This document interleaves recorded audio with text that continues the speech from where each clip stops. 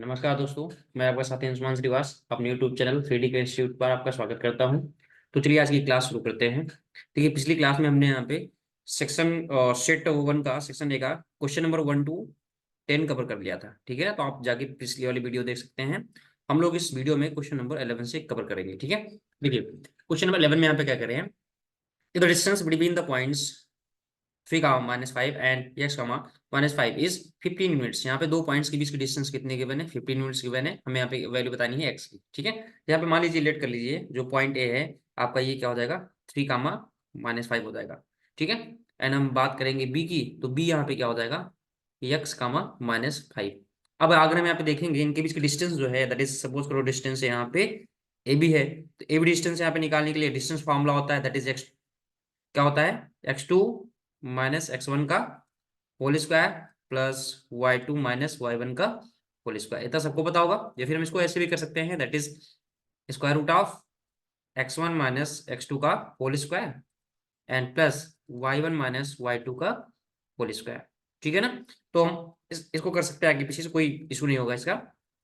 तो हम यहाँ पे देखो, यहाँ पे क्या करने हैं, ये पॉइंट 3 है, यहाँ पे क्या है, x। तो यहाँ पे अगर यहाँ पे ध्यान ध्यान से देखेंगे तो 3 माइनस एक्स का होल स्क्वायर प्लस यहाँ पे क्या हो जाएगा -5। और यहाँ पे ध्यान से देखिए इन दोनों का सब्ट्रैक्शन हो रहा है ना, यहाँ पे तो इनका भी तो सब्ट्रैक्शन होगा। तो यहाँ पे जब इन दोनों का सब्ट्रैक्शन होगा तो यहाँ पे माइनस क्या हो जाएगा, प्लस हो जाएगा +5। तो यहाँ पे हम क्या करेंगे, +5 का स्क्वायर।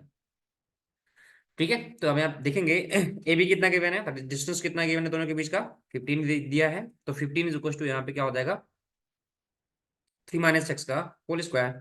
ठीक है, अब यहाँ पे देखेंगे ये -5 है +5 है, ये कैंसिल हो जाएगा, यहाँ पे 0 आ जाएगा। ठीक है, तो यहाँ पे अगर देखेंगे स्क्वायर ऑन बोथ साइड, दोनों साइड में स्क्वायर करेंगे तो ये कितना हो जाएगा 225। और यहाँ से स्क्वायर रूट यहाँ से क्या हो जाएगा, रिमूव हो जाएगा। ठीक है, ये हो गया। अब हम यहाँ पे देखिए इसको हम आगे, इसको हम लेफ्ट साइड में यहाँ पे ट्रांसफर कर सकते हैं। तो अगर हम ध्यान से देखेंगे तो 3 माइनस एक्स इक्वल टू, देखो ये पावर 2 है, जब ये इधर जाएगा स्क्वायर रूट लग जाएगा यहाँ पे, और स्क्वायर रूट यहाँ पे जब लगेगा तो प्लस माइनस साइन भी तो आता है ना इसके साथ।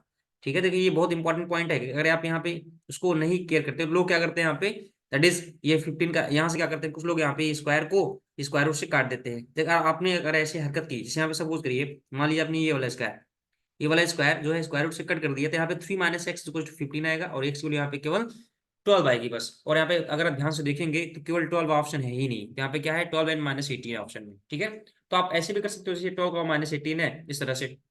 बट यहाँ पे अगर आप देखेंगे आपको दोनों वैल्यूज फाइंड करनी है, तो अगर आपको दोनों वैल्यूज फाइंड करनी है, इसके लिए आपको क्या है, पूरा सॉल्व करना पड़ेगा। तो देखते हैं यहाँ पे, जैसे सॉरी यहाँ पे अगर आप करेंगे तो -12 आएगा, है ना। तो -12 के लिए यहाँ पे अगर ऑप्शन देखेंगे तो -12 के लिए यहाँ पे क्या है, -12 इसमें भी है और इसमें भी है। तो यहाँ पे क्या हो जाएगा, ये दो दो ऑप्शन है आपके मिल रहे हैं। तो हम क्या करेंगे, पूरा सॉल्व करते हैं। तो यहाँ पे ध्यान से देखिए, जैसे अगर यहाँ पे देखेंगे, अगर सपोज करिए एक्स स्क्वायर इक्वल टू 4 होता है, ठीक है, तो हम कभी भी ऐसा नहीं करेंगे। कुछ लोग ऐसा करते हैं, x square equal to 2 square, square से स्क्वायर काट दिया, एक्स इक्वल टू 2।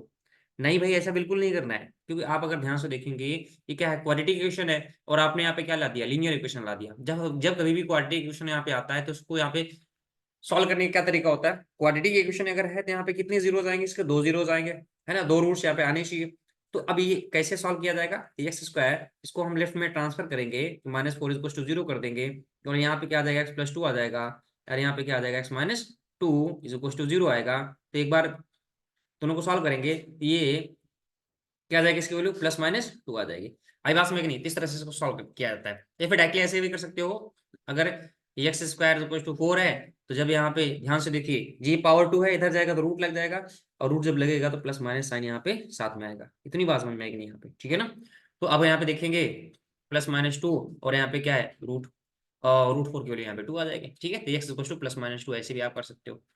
तो वही हम यहाँ पे करने वाले हैं, जैसे हमने बता दिया ना आपको, जैसे यहाँ पे ये स्क्वायर है, जब ये स्क्वायर इधर जाएगा तो यहाँ पे क्या है, रूट हो जाएगा, बट रूट के साथ प्लस माइनस लगेगा, तो इसलिए हमने प्लस माइनस पहले से लगा दिया। अब यहाँ पे अगर देखेंगे तो ये क्या हो जाएगा, +-15। ठीक है ना, तो थोड़ा सा इसको नीचे लाते हैं। ये अब यहाँ पे देखो, एक बार क्या करेंगे, पॉजिटिव वाला साइन लेंगे, दूसरी बार निगेटिव वाला साइन लेंगे। ठीक है, जब पॉजिटिव वाला साइन लेंगे तो 3 माइनस एक्स इक्वल टू कितना आएगा, +15 आएगा। देखो ये एक्स उधर ट्रांसफर होगा, ये एक्स जब उधर जाएगा तो यहाँ पे 3 माइनस 15 आएगा, तो डायरेक्टली हम यहाँ पे -12 कर सकते हैं कि नहीं यहाँ पे, ठीक है। फिर यहाँ पे क्या हो जाएगा, 3 माइनस एक्स, जब निगेटिव साइन लेंगे तो यहाँ पे 15 की जगह 15 के सामने क्या आ जाएगा, -15 आ जाएगा, ठीक है। जब एक्स को उधर ले जाएंगे तो ये 15 प्लस में हो जाएगा ना, क्योंकि -15 है उधर, इसको हम इधर लेफ्ट में ट्रांसफर करेंगे तो +15 हो जाएगा, तो कितना आ जाएगा 18। आई बात में कि नहीं, इसका मतलब यहाँ पे क्या है, एक्स की वैल्यू -12 आ रही है और यहाँ पे एक्स की वैल्यू 18 आ रही है। अब ध्यान से देखिए, यहाँ पे ऊपर चलते हैं, ऑप्शन देखते हैं कौन सा ऑप्शन यहाँ पे करेक्ट होगा। आंसर क्या आ रहा है हमारा, अगर आंसर हम देखेंगे तो ये -12, 18 आ रहा है ना। -12, 18 आ रहा है, इसके हिसाब से अगर यहाँ पे देखेंगे तो -12, 18, तो यहाँ पे -12, 18 इसमें आ रहा है, इसका मतलब क्वेश्चन नंबर 11 का बी ऑप्शन करेक्ट हो जाएगा। चलते हैं क्वेश्चन नंबर 12 की तरफ। क्वेश्चन नंबर 12 में यहाँ पे देखेंगे, क्वेश्चन नंबर 12 में क्या कह रहा है, if cos alpha plus beta is equal to 0, तो यहाँ पे cos alpha plus beta equal to 0 given है, हमें cos alpha plus beta by 2 यहाँ पे क्या है फाइंड करना है, ठीक है ना। तो हमें अगर एक चीज देखिए, अगर हम यहाँ पे अल्फा प्लस बीटा की वैल्यू फाइंड कर लें, उसका हाफ कर देंगे तो ये कॉस, ये वाले कॉस का एंगल आ जाएगा, ठीक है। तो यहाँ पे देखते हैं, इसको सॉल्व करते हैं, कितना आंसर आएगा, ठीक है। हम यहाँ पे कर लेते हैं, गिवन क्या है, थोड़ा सा छोटा कर लेते हैं जिससे,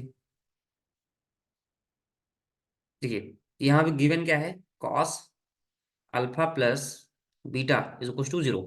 अगर हम यहाँ पे देखेंगे, ये कॉस अल्फा प्लस बीटा, ये हो गया, ये 0, कॉस कितने की वैल्यू 0 होती है, तो कॉस 90 डिग्री की वैल्यू 0 होती है कि नहीं, ठीक है ना।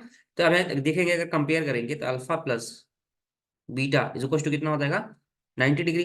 हमें यहाँ पे फाइंड क्या करना है, cos alpha plus beta by 2 की वैल्यू फाइंड करनी है। तो अगर हम यहाँ पे ध्यान से देखेंगे तो cos alpha plus beta by 2 that is यहाँ पे 90 है, तो यहाँ पे दोनों पे दोनों साइड में हाफ कर देंगे तो यहाँ पे क्या आ जाएगा 45 ना। अब बताइए कॉस 45 डिग्री की वैल्यू कितनी होती है, 1/√2। इसका मतलब इसका ऑप्शन जो है 1/√2 वाला सही हो जाएगा। अब देखते हैं 1/√2 किसमें है, क्वेश्चन नंबर 11 में, one by question number 12, sorry question number 12 में 1/√2, तो ए ऑप्शन ही करेक्ट होगा, ठीक है। अब चलते हैं क्वेश्चन नंबर 13। आई होप आपको ये सब चीजें क्लियर हो रही होंगी। अब आगे चलते हैं क्वेश्चन नंबर 13। क्वेश्चन नंबर 13 में क्या है, देखो पढ़ लेते हैं एक बार।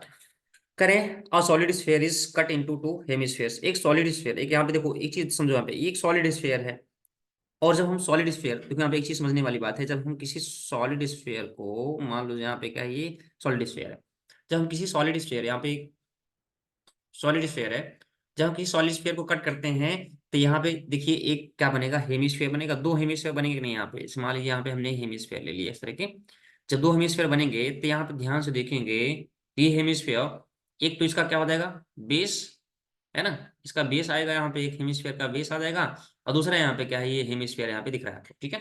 तो अगर यहाँ पे ध्यान से देखेंगे तो इस तरह के यहाँ पे दो हेमिस्फीयर बनेंगे, ठीक है।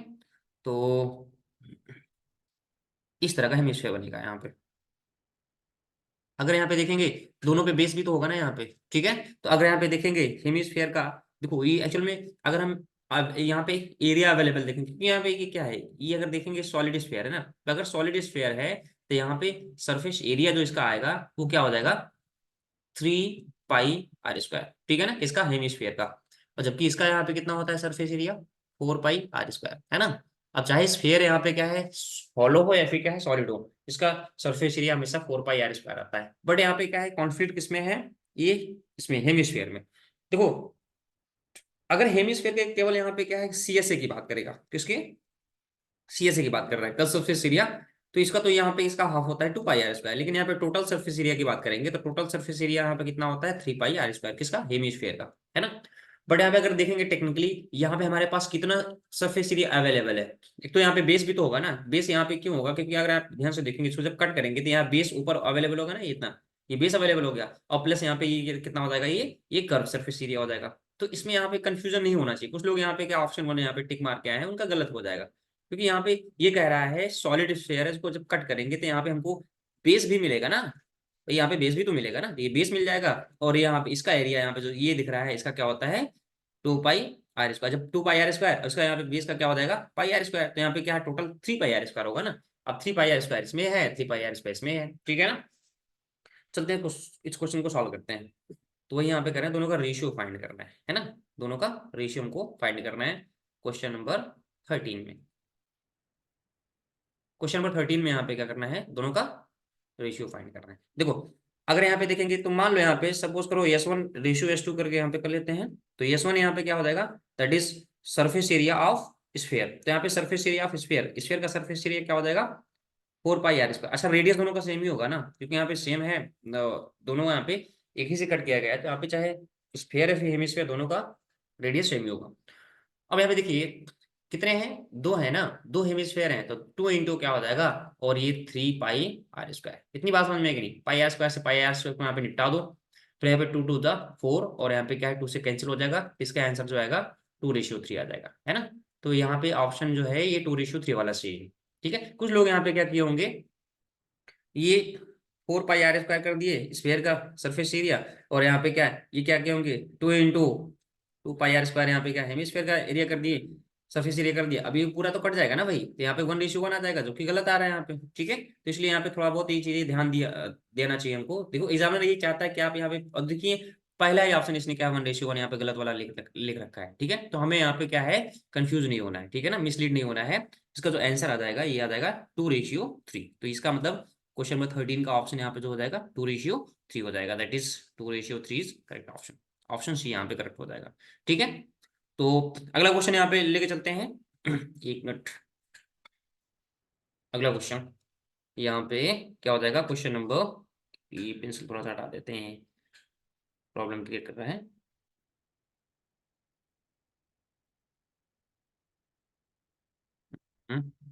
Just 1 minute. ठीक है, अगला क्वेश्चन, क्वेश्चन नंबर 14। एक मिनट थोड़ा सा वेट कर लीजिए।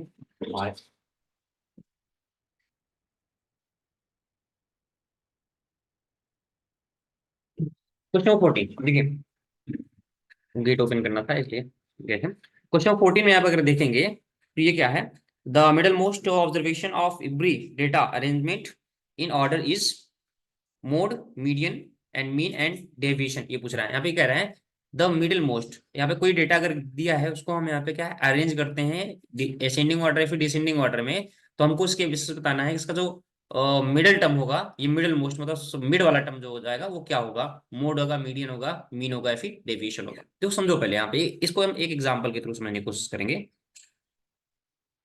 एक मिनट।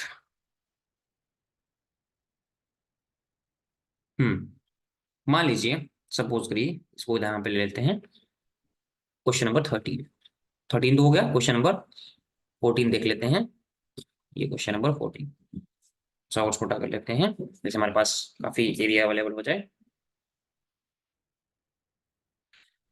14 जैसे मान लीजिए एग्जांपल हम यहाँ पे ले रहे हैं 14 के लिए, सपोज करो हमने यहाँ पे ले लिया 1 2 3 4 5 6 7। ठीक है, हमने यहाँ पे 7 डेटा यहाँ पे ले रखा है, और इसको अगर आप ध्यान से देखेंगे असेंडिंग ऑर्डर, एक ऑर्डर में अरेंज किया गया है। ठीक है, अब अगर इसका मिडिल मोस्ट टर्म यहाँ पे देखेंगे, तो मिडिल मोस्ट टर्म यहाँ पे स्टार्टिंग से यहाँ पे क्या है फोर्थ वाला टर्म, और लास्ट से यहाँ पे फोर्थ वाला टर्म, यहाँ पे दोनों के फोर्थ टर्म है, मतलब मिड पॉइंट पे यहाँ पे अगर देखेंगे मिडिल टर्म में यहाँ पे क्या है 4 है, तो 4 जिसका यहाँ पे क्या हो जाएगा, ये हमारा हो जाएगा दिस इज मीडियन। क्या हो जाएगा, मीडियन। अगर हम मीन निकालेंगे इसका, देखिए अगर हम इसका मीन निकालेंगे तो यहाँ पे सम ऑफ टर्म्स 1 + 2 + 3 + 4 + 5 + 6 + 7 अपन यहाँ पे करेंगे, कितना हो जाएगा 1 2 3 4।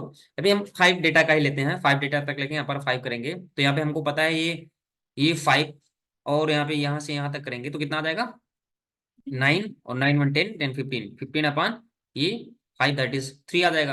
देखो यहाँ पे क्योंकि हमने ये डेटा यहाँ पे कंटिन्यूअस लिया हुआ है, दैट इज 1 2 3 4 इस तरह से लिया हुआ है, तो इसलिए यहाँ पे इसका मीन और मीडियन दोनों सेम आएगा। बट एक्चुअल में यहाँ पे क्या है, अगर आप ध्यान से देखेंगे एक फार्मूला लगाएंगे, जैसे सपोज करिए इसी का एग्जांपल लेते हैं 1 2 3 4 5 6 7, यहाँ पे हमने ले लिया। अब इसका मीडियन अगर निकालेंगे तो ये 4, तो 4 ही यहाँ पे क्या हो जाएगा, इसका मीडियन हो जाएगा। अगर मान लो यहाँ पे क्या है, ये 1 2 3 4 5 6, हमने यहाँ पे क्या है 6 डेटा लिया होता है, इसका मीडियन जो होता है ना, इन दोनों टर्म्स का, यहाँ पे जो मिड वाले टर्म यहाँ पे क्योंकि 2 टर्म मिड में है, इन दोनों टर्म्स का हाफ करेंगे, तो 3 + 4/2, तो यहाँ पे हाफ करेंगे दैट इज 7/2, तो 3.5 जो इसका क्या आ जाता, मीडियन आ जाता। आई बात में कि नहीं, ठीक है ना। तो मीडियन जो होता है ना, इसका क्या है मतलब मिडिल टर्म होता है, क्या होता है इसका मिडिल मोस्ट टर्म होता है, ठीक है। तो ये यहाँ पे अगर देखेंगे तो इसका ऑप्शन जो है क्या हो जाएगा, मीडियन हो जाएगा। यहाँ पे क्या कह रहे हैं, यहाँ पे क्या है मिडिल मोस्ट टर्म क्या हो जाएगा, तो मीडियन ही क्या होता है मिडिल मोस्ट टर्म होता है। ठीक है, अगर डेटा को हमने यहाँ पे असेंडिंग या फिर डिसेंडिंग ऑर्डर में अरेंज किया, और इसी में मीन निकालने के लिए तो हमको किसी ऑर्डर की जरूरत होती ही नहीं है, क्या है डायरेक्टली हम क्या करते हैं sum of observation upon total number of observation. बोलो, अगर आपने पढ़ रखा हो तो इतना तो आपको आइडिया होना ही चाहिए ना। तो इसका मतलब यहाँ पे क्या है, the middle most observation of every data arrange in order is क्या हो जाएगा, ये मीडियन हो जाएगा। तो 14 का ऑप्शन बी करेक्ट हो जाएगा। चलते हैं 15 नंबर क्वेश्चन पे। तो 15 नंबर क्वेश्चन पे क्या गिवन है, the volume of the largest, ये largest right circular cone that can be carved out and from a solid cube of edge 2 centimetre. इसे मान लो यहाँ पे क्या है, एक सॉलिड क्यूब है जिसका एज क्या है 2 सेंटीमीटर है, उससे हम यहाँ पे हमने क्या किया, एक लार्जेस्ट राइट सर्कुलर कोन निकालना है और उसका वॉल्यूम बताना है। तो यहाँ पे देखते हैं इसको, जैसे सपोज करो जैसे हमने यहाँ पे ले लिया ये, इस इधर कर लेते हैं, ठीक है। देखो, हमने मान लो यहाँ पे एक ले लिया,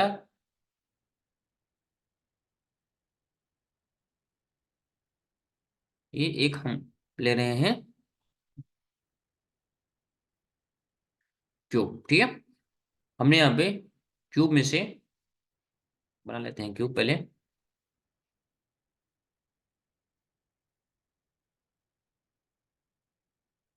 ये हो गया हमारा क्यूब। अब इस क्यूब, थोड़ा सा गड़बड़ हाँ ठीक है। अब इस क्यूब में से यहाँ पे क्या करना है, एक हमको निकालना है कोन, ठीक है। अगर हम कोन निकालेंगे तो मान लो जैसे हमने यहाँ पे कोन कार्व आउट करके निकाल लिया, तो एक कोन सपोज करो हम यहाँ से निकाल रहे हैं इस तरह से, मान लो इस तरह हमने एक कोन निकाल लिया, ठीक है। तो अब अगर हम इस कोन को ध्यान से देखेंगे तो ये देखो, इस कोन का, देखो इस कोन का जो यहाँ पे डायमीटर, देखो यहाँ पे समझने वाली बात है। जैसे मान लो, थोड़ा सा समझते हैं इसमें, ये जो है, जो कोन का मतलब ये देखो यहाँ पे हमने ले लिया, ये बेस हो जाएगा किसका, ये क्यूब का बेस हो जाएगा, ठीक है ना, ये क्यूब का बेस है।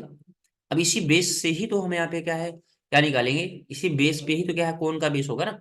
तो कोन का बेस कैसा होगा, ऐसे सर्कुलर टाइप में हो जाएगा कि नहीं, यहाँ पे क्या हो जाएगा, ऐसे सर्कुलर टाइप में कोन का बेस हो जाएगा। अगर इस सर्कुलर टाइप में कोन का बेस है, यहाँ पे आपको दिख रहा होगा, तो अगर हम ध्यान से देखेंगे, ये क्या हो जाएगा, डायमीटर हो जाएगा। तो इसकी लेंथ कितना दिया है, 2 सेंटीमीटर। ये क्या है, साइड लेंथ है किसका, क्यूब का।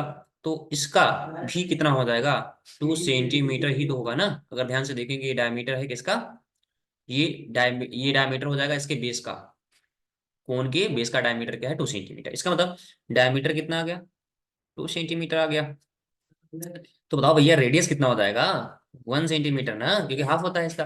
ठीक है, हम बात करेंगे हाइट की। अगर ध्यान से देखिए हाइट, हाइट का मतलब यहाँ पे आएगा, तो ये हाइट जो है किसके बराबर हो जाएगा, ये हाइट, क्योंकि हम अगर देखेंगे इसी में तो क्या है काप करके निकाला गया है ना, तो इसका मतलब ये हाइट जो हो जाएगा किसके बराबर हो जाएगा, ये, क्योंकि ये 2 सेंटीमीटर है, तो ये भी तो क्या है 2 सेंटीमीटर हो जाएगा ना, ये भी 2 सेंटीमीटर होता है। इसका मतलब हाइट इसकी क्या हो जाएगी, यस इक्वल टू 2 सेंटीमीटर। अब लगाते हैं वॉल्यूम का फॉर्मूला। तो वॉल्यूम जो है कौन का क्या होता है, 1/3 पाई r² देखो आपको क्या है मतलब फॉर्मूले सारे क्लियर होने चाहिए, ठीक है ना, तभी आप कर पाओगे। तो 1/3, अब पाई को पाई रहने देते हैं, और आर का मतलब 1² इंटू एच का मतलब 2, ठीक है। तो यहाँ पे देखेंगे कि क्या हो जाएगा, 2/3 एंड पाई r², है ना। तो हमारा आंसर क्या हो जाएगा, v is to 2/3, sorry r² नहीं यहाँ पे, क्योंकि r तो हम 1 ले लिया हमने यहाँ पे। तो ये आ जाएगा हमारा आंसर जो है 2/3 पाई एन सेंटीमीटर क्यूब, है ना। 2/3 पाई सेंटीमीटर क्यूब। अब देख लेते हैं यहाँ पे क्या कौन सा ऑप्शन सही है, 2/3 पाई सेंटीमीटर क्यूब वाला किस में आ रहा है।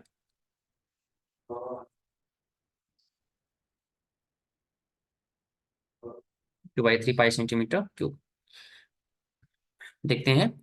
तो यहाँ पे देखिए ये 2/3 या फिर 2 पाई/3 सेंटीमीटर क्यूब। तो यहाँ पे क्वेश्चन नंबर 15 पे ऑप्शन डी करेक्ट होता है, ठीक है। अगला क्वेश्चन चलते हैं यहाँ पे, अगले क्वेश्चन के लिए क्वेश्चन नंबर 15 के बाद क्वेश्चन नंबर 16 पे चलते हैं।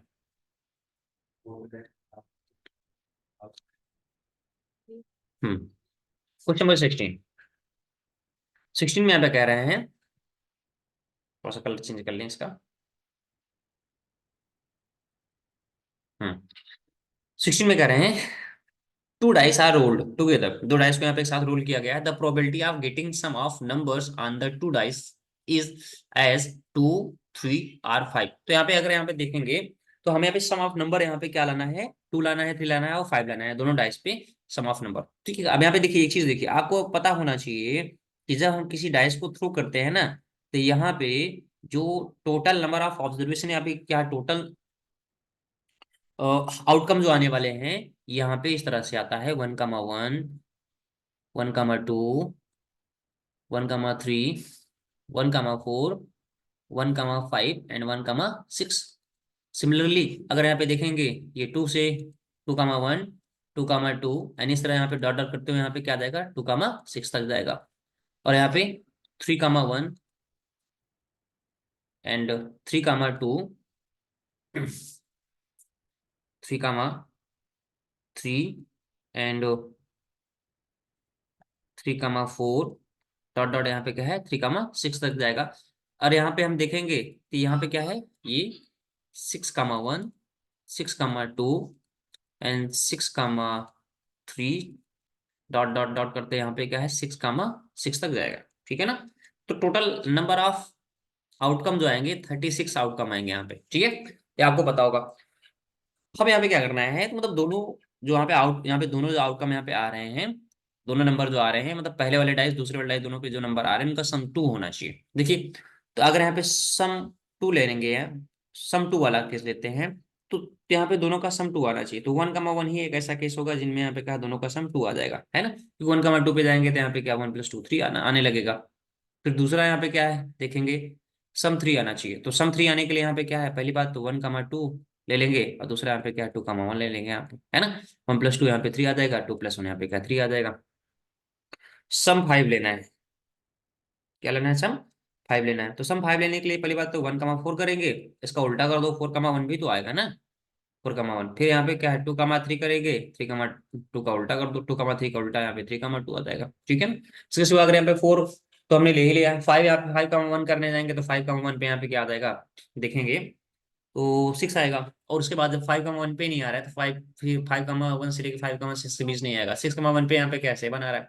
तो हमारे यहाँ पे अगर देखेंगे यहाँ पे कितना है 1 है, यहाँ पे कितना है 2 है, यहाँ पे कितना है 4, यहाँ पे जोड़ेंगे तीनों को तो कितना हो जाएगा 7 आ जाएगा। तो इसका मतलब तो ये फेवरेबल इवेंट, अब probability of occurrence of event यहाँ पे क्या होता है, फेवरेबल इवेंट यहाँ पे 7 है अपॉन टोटल इवेंट यहाँ पे कितना हो जाएगा, मतलब यहाँ पे 7 फेवर में कितने हैं 7 है। तो यहाँ पे देखेंगे जिस इवेंट के लिए यहाँ पे कह रहा है उसका यहाँ पे कितना आ रहा है 7 आ रहा है, और टोटल कितने हैं 36। तो यहाँ पे क्या है 7/36 इसका आंसर आ जाएगा।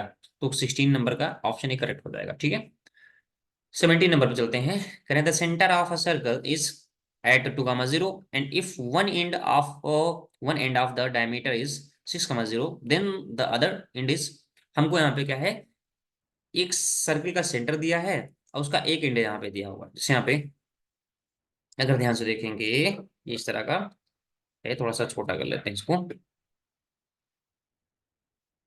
ठीक है, जैसे मान लो यहाँ पे ये मान लो हमारा 0,0 ये ओरिजिन है, सबको पता होता है। तो हमने यहाँ पे डिस्टेंस ले ली 1, 2, 3, 4, 5, 6 तक लेते हैं, -1, -2 एंड -3, -4, -5, -6 तक यहाँ ले लेते हैं। ठीक है, अगर हम ध्यान से देखेंगे तो हमारा सेंटर कहाँ है 2,0 पे, मतलब यहाँ पे सेंटर हमारा है दिस इज 2,0। ठीक है, अगर यहाँ पे देखेंगे और हमारा जो है डायमीटर का एंड कहाँ पे है 6,0 पे। तो यहाँ से अगर ये डिस्टेंस अगर देखेंगे ध्यान से देखिए, ये डिस्टेंस आपको दिख रहा है कितना है 1, 2, 3, 4। तो 4 यहाँ पे क्या है 4 यूनिट की डिस्टेंस पे यहाँ पे ये वाला होगा एंड होगा डायमीटर का। तो दूसरा वाला एंड क्या होगा सेंटर के लेफ्ट में क्या है 4 डिस्टेंस पे ही होना चाहिए ना। तो 1, 2, 3, 4 डिस्टेंस पे अगर यहाँ पे आएंगे यहाँ से तो देखिए ये 1 डिस्टेंस पे हो गया, ये 2 डिस्टेंस हो गया, ये 3, ये 4। तो यहाँ पे 4 पे आए 4 डिस्टेंस पे आएंगे तो कितना हो जाएगा -2,0। तो -2,0 जो है इसका दूसरा एंड हो जाएगा, तभी तो यहाँ पे ये सेंटर हो जाएगा। और यहाँ पे जब इसको सेंटर मान के यहाँ पे एक सर्कल ड्रॉ करेंगे तो ये थोड़ा सा मतलब इस तरह का ऐसे कुछ होने वाला है। ठीक है, तो दूसरा एंड यहाँ पे क्या है -2,0 पे आएगा। अब देखते हैं यहाँ पे कौन सा ऑप्शन सही है इसके हिसाब से। तो -2, 0 इसका आंसर होना चाहिए। तो -2, 0 जो है ये देखिए ऑप्शन सी पे है। ठीक है, अगला क्वेश्चन करते हैं, क्वेश्चन नंबर 18। क्वेश्चन नंबर 18 में यहाँ पे अगर देखेंगे तो यहाँ पे क्या करें, in the given figure graphs of two linear equations are shown, the pair of these linear equation is. देखिए इसमें थोड़ा सा क्या है, मतलब ये थोड़ा जल्दबाजी मत कीजिएगा। जल्दबाजी करने का मतलब ये है कि जैसे कुछ लोग यहाँ पे डायरेक्टली देख के ये बोल दिए कि हाँ ये थोड़ा सा ये इंटरसेक्टिंग है। तो इंटरसेक्टिंग में भी यहाँ पे दो ऑप्शन दिए। पहली बात यहाँ पे देखो, एक होता है कंसिस्टेंट। कंसिस्टेंट क्या होता है पहले हम उसको समझ लेते हैं। कंसिस्टेंट का मतलब यहाँ पे क्या होता है, या तो अगर एक सॉल्यूशन आ जाए, या तो यूनिक सॉल्यूशन आ जाए, या तो यहाँ पे मेन ही आ जाए, है ना। मतलब सॉल्यूशन मिलना चाहिए। अगर सॉल्यूशन मिल रहा है तब तो हमारा क्या है, कंसिस्टेंट होगा। और सॉल्यूशन अगर ना मिले तो उसको इनकंसिस्टेंट होता है। तो नो सॉल्यूशन किस केस में होता है, अगर हम बात करेंगे यहाँ पे कि किसी भी लीनियर इक्वेशन के नो सॉल्यूशन कब होते हैं, जब यहाँ पे क्या होता है, पैरेलल होता है लाइन। भाई अगर दो लाइन पैरेलल हैं आपस में तो वो कभी कट नहीं करेंगे ना। जब नहीं कट कर रहे हैं तो यहाँ पे सॉल्यूशन की बात ही नहीं करेंगे। इसका मतलब कंसिस्टेंट का मतलब यहाँ पे क्या होगा, या तो दोनों इंटरसेक्ट करने चाहिए या तो कोइंसाइड करने चाहिए। अगर यहाँ पे ध्यान से देखें तो कंसिस्टेंट की बात करेंगे, करें कंसिस्टेंट विद यूनिक सॉल्यूशन। तो कंसिस्टेंट विद यूनिक सॉल्यूशन जो है, ये देखो अगर यहाँ पे देखेंगे ये इंटरसेक्टिंग लाइन, हमको पता है जब दो लाइन इंटरसेक्ट करती हैं, तो अगर दो लाइन अगर यहाँ पे क्या करती हैं, इंटरसेक्ट करती है ना, तो क्या होंगी, कंसिस्टेंट होंगी। कंसिस्टेंट होंगी। अब कंसिस्टेंट होने के साथ साथ यहाँ पे क्या है, यूनिक सॉल्यूशन आएगा। आई बात में कि नहीं। तो अगर यहाँ पे इस हिसाब से देखा जाए तो ऑप्शन ए यहाँ पे सही होना चाहिए, है ना। पर थोड़ा सा क्या है, नीचे भी आओ, ऑप्शन डी पे आओ। सॉरी, ऑप्शन डी पे नहीं आते हैं।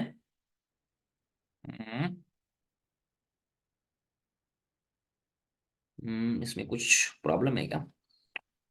कंसिस्टेंट विद यूनिक सॉल्यूशन, हाँ ठीक है। Consistent with infinitely many solution, and inconsistent, and यहाँ पे क्या है, inconsistent but can be made consistent by extending these lines. हाँ देखिए यहाँ पे, अभी तो अगर यहाँ पे जैसे आप देख रहे हो ये ग्राफ, ठीक है ना, ये ग्राफ अगर आप देख रहे हो तो ये दोनों ग्राफ अभी कट तो कर नहीं रहे हैं। अगर ये दोनों अभी अभी इस समय की बात कर रहे हैं, अभी इस समय तो कट नहीं कर रहे हैं। तो अगर इसमें कट नहीं कर रहे हैं तो कोई सॉल्यूशन तो मिल नहीं रहा है। एक्चुअल में इस समय पैरेलल लिख रहे हैं ना, तो अभी इसमें यहाँ पे इनकंसिस्टेंट लग रहे हैं कि नहीं, यहाँ पे इसमें इनकंसिस्टेंट लग रहे हैं क्या, but can be made consistent. लेकिन इसको कंसिस्टेंट बनाया जा सकता है कब, जब हम इसको यहाँ पे क्या करेंगे, एक्सटेंड करेंगे। तो अगर हम इसको एक्सटेंड कर लेते हैं, थोड़ा सा इसको हम इरेज कर लेते हैं ताकि एक्सटेंड कर पाए इसको, इधर का पोर्शन हम इरेज कर देंगे। अब देखिए अगर हम इसको एक्सटेंड करें, देखिए अगर हम इसको यहाँ पे एक्सटेंड कर दें, इस लाइन को, इस लाइन को आगे एक्सटेंड कर दें सेम इस तरह से, और इस लाइन को आगे एक्सटेंड करेंगे। जैसे एक्सटेंड करेंगे यहाँ पे दोनों आपस में एक दूसरे से कट करेंगे कि नहीं। अब बताओ, यहाँ से यहाँ तक तो यहाँ पे अभी तक यहाँ पे क्या था, इनकंसिस्टेंट था।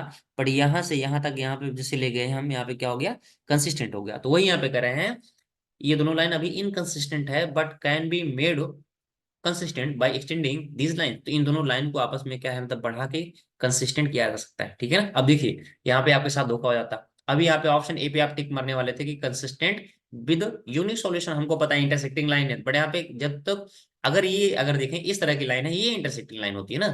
लेकिन अगर यहाँ पे दो लाइन्स यहाँ पे क्या है, अगर यहाँ पे दो लाइन्स यहाँ पे इसके टाइप में है, तो हो सकता है ये आगे जाके क्या है, कंसिस्टेंट यहाँ पे, मतलब ये हो सकता है आगे जाके इंटरसेक्ट करे। बट अभी इस टाइम पे तो इंटरसेक्ट नहीं कर रही है ना।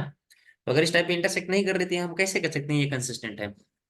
तो अभी इस सिचुएशन में यहां से यहां तक ये दोनों इनकंसिस्टेंट हैं, लेकिन जैसे ही इसको हम एक्सटेंड कराएंगे आपस में ये कंसिस्टेंट हो जाएंगे। तो इसका मतलब इसके हिसाब से यहाँ पे ऑप्शन डी करेक्ट हो जाएगा। ठीक है, तो यहाँ पे वही करते हैं पूरा। कभी कभी यहाँ पे क्या होता है ना, आप ऑप्शन ए देख के खुश हो जाते हैं कि हाँ ये तो क्या है, मतलब हमारा आंसर हो गया, बट वो एक्चुअल में क्या गलत होता है। इसलिए आप चारों ऑप्शन पे क्या है, गो थ्रू करके तभी ऑप्शन पे आप टिक करिएगा। ठीक है ना। अब चलते हैं क्वेश्चन नंबर 19 पे। अब यहाँ पे असर्शन रीजन टाइप में क्वेश्चन आएंगे। तो ये असर्शन रीजन टाइप में क्वेश्चन देख लेते हैं। हाँ ये क्वेश्चन क्या है, मोस्टली बच्चे क्या है छोड़ देते हैं, सोचते हैं यहाँ पे क्या क्या दिमाग का दही दही करेंगे। बट कोई नहीं, क्या है समझने की कोशिश करोगे तो समझ में आ जाएगा। जैसे असर्शन रीजन हो गया, यहाँ पे क्या है, केस बेस्ड क्वेश्चन हो गए, तो एकदम निहायत ही आसान क्वेश्चन होते हैं। बट यहाँ पे आप लोग उसको इग्नोर कर देते हो। देखो पढ़ते हैं यहाँ पे ना, क्वेश्चन नंबर 19 कह रहे हैं the tangents drawn at the end points of a diameter of a circle are parallel. तो यहाँ पे क्या है, किसी भी सर्कल के एंड पॉइंट पे अगर हम टेंजेंट ड्रॉ करेंगे तो ये दोनों पैरेलल होंगी, ऐसी बात कर रहे हैं। ठीक है, देख लेते हैं। जैसे मान लो हमने यहाँ पे एक सर्कल ले लिया, है ना। तो इस सर्कल का यहाँ पे क्या है, ये एंड पॉइंट है, डायमीटर का एंड पॉइंट है। इन डायमीटर के एंड पॉइंट्स में हमने यहाँ पे क्या टेंजेंट ड्रॉ किया, एक टेंजेंट यहाँ पे ड्रॉ कर दिया, एक टेंजेंट यहाँ पे ड्रॉ कर दिया। एक्चुअली में थोड़ा सा इसमें हम पेन टाइप यूज कर रहे हैं तो थोड़ा तिरछी लाइन बन जाती है। बट यहाँ पे अगर ध्यान से देखेंगे ना कि यहाँ पे इनके एंड पॉइंट है, कभी भी आप क्या है मतलब कि सर्कल के डायमीटर के एंड पॉइंट पे अगर आप टेंजेंट ड्रॉ करते हैं, दोनों टेंजेंट यहाँ पे क्या होते हैं, हमेशा पैरेलल होते हैं, ठीक है ना। तो इसका मतलब यहाँ पे असर्शन जो है इसका, असर्शन ट्रू हो गया, है ना। असर्शन ए यहाँ पे क्या है, ट्रू हो गया। अब यहाँ पे देखते हैं रीजन क्या है, रीजन ट्रू है कि नहीं। Current diameter of a circle is the longest chord. तो डायमीटर जो होता है लॉन्गेस्ट कॉर्ड होता है, ऑब्वियस सी बात है, हमको क्या है मतलब बचपन से ही पढ़ाया जाता है जो भैया जो डायमीटर होता है सर्कल का, वो क्या है, सबसे बड़ी कॉर्ड होती है ना। तो यहाँ पे ऑप्शन बी भी ट्रू हो गया। बड़ी चीज देखिए क्या यहाँ पे क्या, सॉरी रीजन ट्रू हो गया, बट यहाँ पे देखो रीजन क्या है, यहाँ पे असर्शन का यहाँ पे क्या है, एक करेक्ट एक्सप्लेनेशन है क्या। एक चीज बताओ पहले, ये क्या कह रहा है कि डायमीटर सबसे लंबी कॉर्ड होती है, और ये क्या कह रहा है कि डायमीटर के इन पॉइंट पे अगर हम यहाँ पे क्या टेंजेंट ड्रॉ करेंगे तो दोनों पैरेलल होंगे। क्या इन दोनों का कोई मेल है, दूर दूर तक कोई यहाँ पे क्या रिलेशन नहीं। इसका मतलब यहाँ पे क्या है, असर्शन ए भी ट्रू है और यहाँ पे क्या रीजन आर भी ट्रू है, लेकिन क्या है, R is not a correct explanation of assertion. तो यहाँ पे but reason R is not a correct explanation of assertion. इसका मतलब इसके हिसाब से अगर देखा जाए तो बी ऑप्शन इसका यहाँ पे सही हो जाएगा। तो 19 में हम यहाँ पे जो आंसर लिखेंगे तो यहाँ पे बी ऑप्शन हो जाएगा। आई बात समझ गई नहीं, ठीक है। अब चलते हैं क्वेश्चन नंबर 20 की तरफ। 20 में क्या कह रहा है, if the graph of a polynomial touches x axis at only one point then the polynomial cannot be a quadratic polynomial। अच्छा इसी देखिए यहाँ पे क्या है, थोड़ा सा कॉन्फ्लिक्ट हो जाता है कभी कभी। जैसे यहाँ पे देखिए टेक्निकली क्या होता है, आप समझिए इसको पहले। जब कभी भी मान लीजिए यहाँ पे क्या है, ये ग्राफ है जी, ये ग्राफ मान लो आ गया यहाँ पे, ठीक है। इसको थोड़ा सा हटा देते हैं, हम केवल इतना ही करते हैं। हम्म, इस तरह से ड्रॉ करेंगे ये ग्राफ। मान लीजिए ये ग्राफ हो गया, ठीक है। दो पॉइंट पे अगर देखेंगे, ये ग्राफ दिख रहा है यहाँ पे, ये एक्स एक्सिस को दो पॉइंट पे कट कर रहा है कि नहीं, दो पॉइंट पे कट कर रहा है। अगर दो पॉइंट पे कट कर रहा है तो अल्फा एंड बीटा इसके यहाँ पे जीरो हो जाएंगे। फिर यहाँ पे आगे देखिए, हमने यहाँ पे क्या कर दिया, इस पूरे ग्राफ को दोनों तरफ से उठा के थोड़ा सा ऊपर ले गए, और ऊपर ले गए यहाँ पे क्या है, अगर यहाँ पे हमने यहाँ देखेंगे तो यहाँ पे टच करा दिया। अब अगर देखेंगे यहाँ पे एक पॉइंट पे टच कर रहा है कि नहीं, ठीक है। तो अगर यहाँ पे देखेंगे एक्चुअल में हुआ क्या, ये अल्फा और बीटा यहाँ पे क्या है, ये देखो अल्फा यहाँ पे क्या है, इधर शिफ्ट हो गया, और बीटा यहाँ पे इधर शिफ्ट हो गया, दोनों शिफ्ट होते हुए यहाँ पे आगे इस पॉइंट पे। तो यहाँ पे अल्फा और बीटा की वैल्यू सेम आ जाएगी, है ना। बट यहाँ पे अगर देखेंगे तो हमको एक ही सॉल्यूशन मिल रहा है कि नहीं। तो जब कभी भी यहाँ पे क्या है, कोई ग्राफ टच करता है, तो यहाँ पे अगर उस तरह अगर देखा जाए तो डी इज इक्वल टू यहाँ पे क्या होता है, b square minus 4ac is equal to यहाँ पे जीरो होता है। जब यहाँ पे क्या है जीरो, जब डी बराबर यहाँ पे क्या है जीरो हो जाए, तब यहाँ पे हमें जो ग्राफ मिलते हैं, मतलब इसका जो सॉल्यूशन मिलता है वो क्या मिलता है, दैट इज सेम सॉल्यूशन मिलता है ना। यहाँ पे क्या रियल एंड क्या मिलता है, इक्वल मिलता है ना। जब ग्रेटर देन यहाँ पे जीरो होता है तो रियल एंड डिफरेंट मिलते हैं ना। यहाँ पे इक्वल मतलब कोइंसाइड, तो ये दोनों क्या है, जीरो आपस में कोइंसाइड कर रहे हैं कि नहीं। बट यहाँ पे अगर देखेंगे, मान लो यहाँ पे एक्स इक्वल टू यहाँ पे क्या है टू, तो हमें टू अगर यहाँ पे हमको देखेंगे एक ही सॉल्यूशन मिल रहा है कि नहीं। तो एक चीज देखो, जब कभी भी टच करे, जब कभी भी क्या करें, टच करें, तो सॉल्यूशन तो हमको यहाँ पे क्या है, दो मिलेंगे, है ना। नंबर ऑफ सॉल्यूशन यहाँ पे क्या टू हो जाएंगे, बट दोनों सेम होंगे। जब यहाँ पे क्या है, दोनों सेम सॉल्यूशन हो रहे हैं तो कोई मतलब यहाँ पे निकलता है क्या कि दोनों अलग अलग सॉल्यूशन होंगे। तो यहाँ पे वही यहाँ पे देखते हैं क्या कर रहे हैं, the graph of a polynomial touches x axis at only one point, ये वन पॉइंट पे टच करता है, in the polynomial can not be a quadratic polynomial. तो यहाँ पे कह रहे हैं ये पॉलिनोमियल कभी भी क्वाड्रेटिक पॉलिनोमियल नहीं हो सकता। अब एक चीज बताइए आप पहले, पॉलिनोमियल अगर हम क्वाड्रेटिक की बात करेंगे तो क्वाड्रेटिक पॉलिनोमियल जो है, अगर हम टच कराएं यहाँ पे क्या देखिए, कभी भी अगर हम ध्यान से देखेंगे, मान लो यहाँ पे क्या हमने एक ले लिया, ये एक हमने ग्राफ ले लिया है, तो ये ग्राफ लीनियर फंक्शन का ग्राफ है कि नहीं।